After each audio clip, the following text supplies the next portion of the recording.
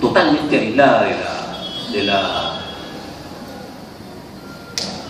las grandes rutas del progreso en el Perú, de las carreteras, de la conexión con el exterior. O sea, para ellos no ha habido democracia.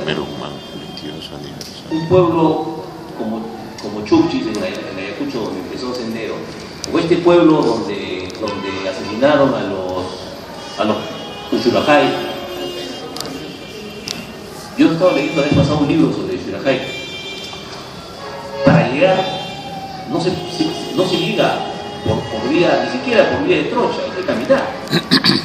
Y entonces uno se imagina que esta población, en términos normales, es una población del siglo XVI o siglo XVII, no ha cambiado desde la llegada de los españoles. El Perú es un país desarticulado. Somos un archipiélago de una serie de poblaciones desarticuladas, y esas poblaciones de los Andes están, especialmente de los Andes del sur, están olvidadas, son miserables. Por esa razón allí empieza Sendero a crecer. Y bajo un esquema que es conocido, de la guerra popular, bajo el pensamiento de Mao Zedong, ¿no? Es decir, del campo, de la área rural a la ciudad, y teniendo a la ciudad como complemento.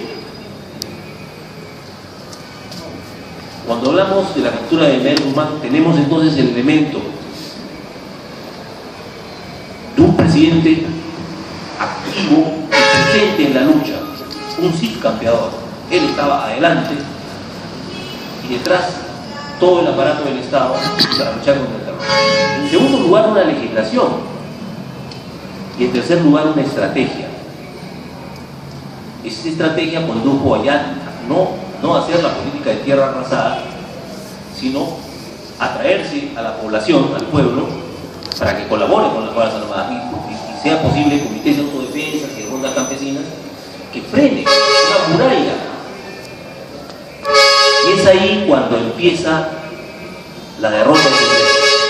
También en esto los enemigos de Fujimori han querido tergiversar los hechos y tergiversar la historia y la naturaleza de la captura de Ismael Guzmán.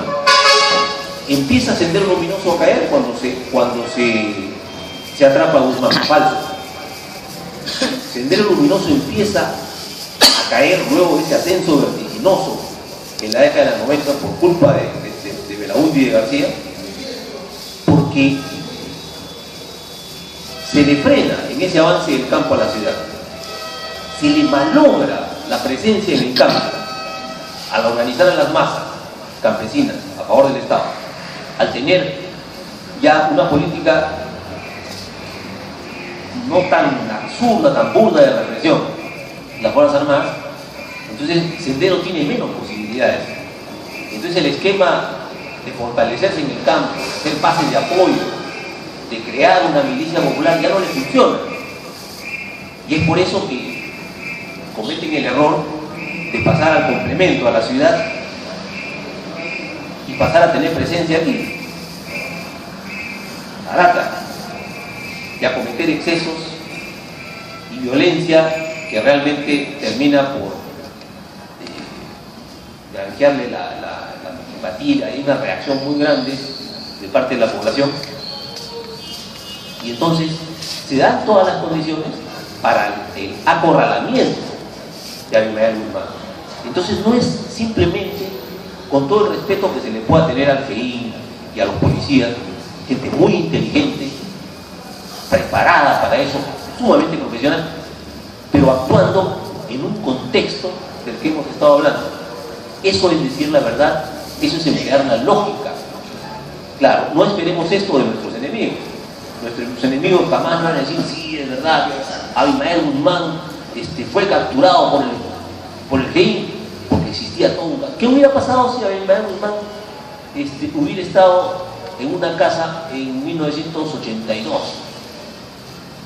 Probablemente lo hubieran capturado, se hubiera ido a los tribunales, hubiera armado un escándalo internacional. Él es un luchador social, un preso político, y finalmente Belaúnde, como ahora sucede con el Bobadé, lo hubiera tenido que soltar. Lo hubiera tenido que soltar. Y cuidado, ¿sí? Cuidado, en el mismo libro de Gorriti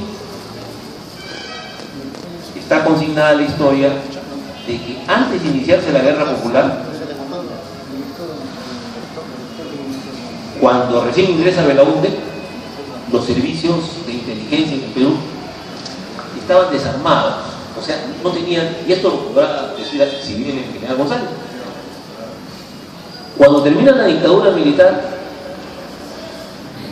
toda la documentación de inteligencia parece que algún duende la borra, se la lleva, la destruye, de tal manera que el régimen democrático se queda sin documentación.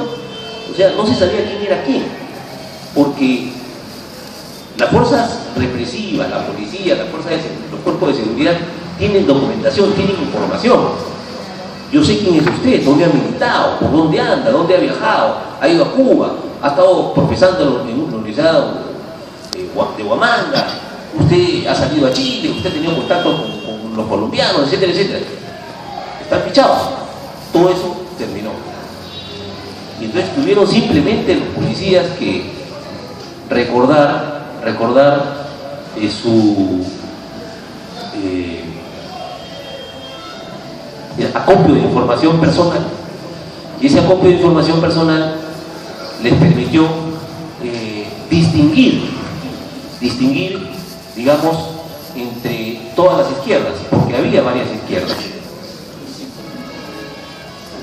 A veces nosotros decimos los comunistas o la izquierda, los rojos. Existen divisiones muy importantes. En 1980 existía el Partido Comunista. Pero un segundo. Vamos a hacer un pequeño intermedio, aprovechando la llamada del presidente Fujimori, Carlos.